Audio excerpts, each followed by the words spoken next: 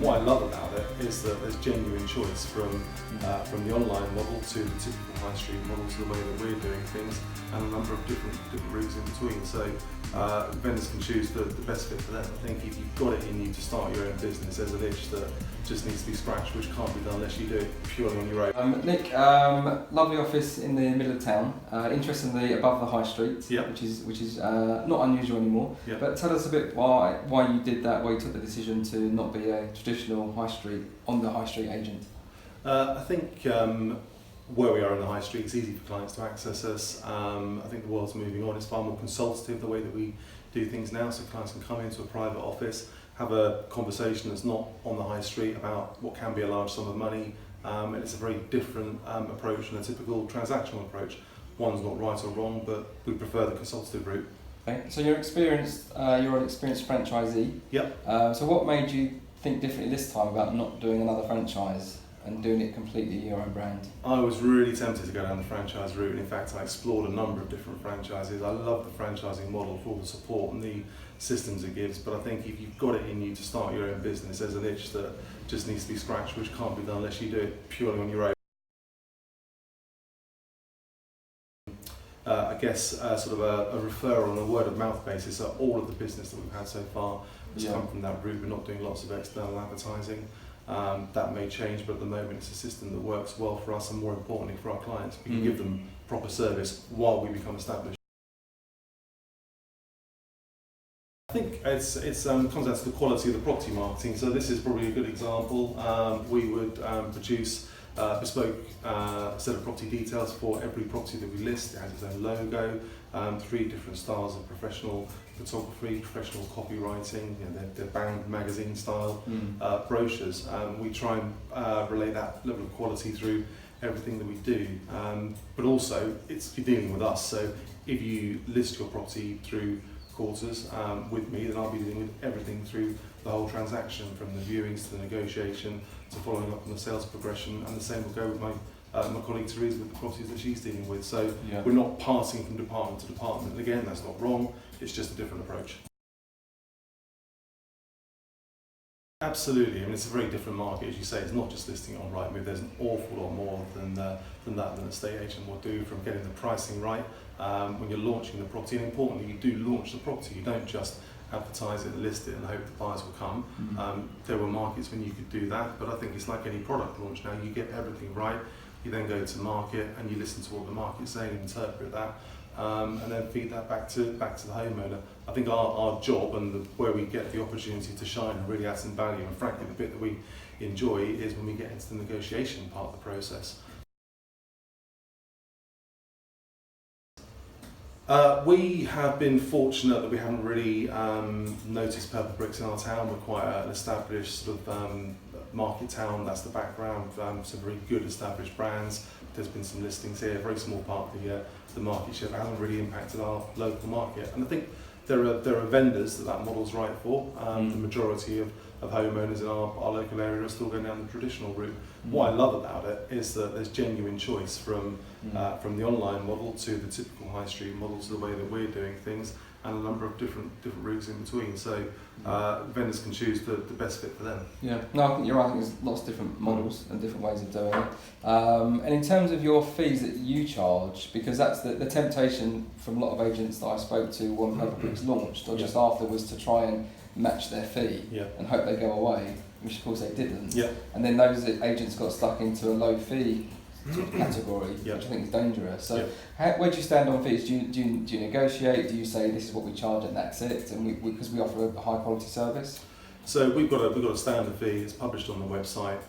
It's the same rate for all of our clients. We're not competing with the low cost online model. So and as I say, that's got its place. It's a very different level of property marketing. We can't provide the level of marketing and service that we would want to provide, and we think a vendor would benefit from for the type of fee that an online Purple Bricks type model could apply. But equally, what we'll do is when that negotiation comes in, or the offer comes in, we'll negotiate that to make sure that we've justified our fee. And often, there might be the question of just a few £1,000s, but actually that can pay for using an estate agent. So that's really where estate agents earn their value in my mind. And how do you grow your business from this particular location? What's your sort of 5-year plan for the area? Well, that's a good one. So at the moment, because we're still a young agency, although we're very established in estate agency and established in the area, we're a new brand and we need to tell people about us. So partly through this video, so thank you for that, Graham.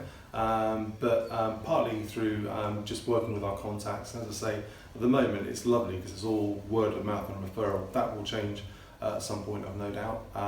But that's how we grow. We do a lot of stuff digitally as well. So we're active on social media. People can find us on Facebook's the main one, but we're active on Instagram and Twitter and LinkedIn. If people want to connect with us and follow what we're doing. We have a regular blog on our website where we're giving people, hopefully, useful and interesting content. So we're trying to put good value out there in the marketplace. Hope it resonates and let people know that we're here. I think social media is a really interesting one because people of a certain genre, myself included, I was born in the 70s, so the internet wasn't a thing. So we've had to sort of adjust around that a little bit, and sometimes that's hard for estate agents to do, A, because it's a bit alien to them, and they'll say, well, I don't use Facebook, but of course everybody else does, and certainly the younger generation coming through. Have you found that transition? Are you very open-minded about, I know we spoke earlier about doing videos and getting yourself in front of a camera, which seems to be the flavour of the week at the moment for a lot of agents trying that. But are you willing to give it a try? I know we spoke about it earlier. Well, do you see the value in that? Here we are, so it's the first time. So yeah, absolutely, I do see value in it. Interestingly, I've followed a number of estate agency businesses and individuals throughout the UK and globally, but that have been doing it well, and you can see how they're really generating traction. And what I like about it is they're talking actively about their local marketplace, not about the business. So price changes, different statistics, how sales volumes have increased from one year to the next, how one part of town might differ from one area to the next. So it's interesting local information. I'd find it interesting as a homeowner, and hopefully, we get to that stage, other homeowners will also. But that's the important thing. We, as well as owning a business in the town, we work in the town centre. So we live in the town. Our kids have grown up in the town, go to local schools. So we're residents as well as business owners. We try and look at it with both hats on. What's your views on prop tech in general from what you've seen the last, say, 3 years since it became something? There's lots of tools that we would love to use now, for example, but I know aren't right for us, but in 12 months' time, quite possibly. But in 5 years' time, we may have outgrown them. But then they'll also change. So I think it's picking and choosing. There's a lot of choice. Yes, indeed. Do you think there's a future for all types of models? Do you think they've all got their place regardless? I think they have. I think it's vendor choice, as we spoke to before. But I've just got this gut feeling that traditional agency, as it is today, will still maintain the lion's share. Or do you see that becoming significant change in the near future or a long-term future? I think it will change. I think it very much depends on the market. I think in quite established areas such as us, I think that change will be slower coming. I think if you're in bigger cities where they're perhaps more cosmopolitan, then I think and then more transient, then I think that change will be fast. There's definitely a place for the Keller Williams type models. I think there will be more and more self-employed people coming in. There's lots of talks of the hub type model at the moment. I think that will happen, and I think things will move away from the high street. But it's very definitely got its place for a long time. I think having come from that franchising environment, I really like the structure, the support, I like the collaboration, I like the fact that there'll be strong independent agencies that are part of the network that we can all learn from. We're all doing things slightly differently.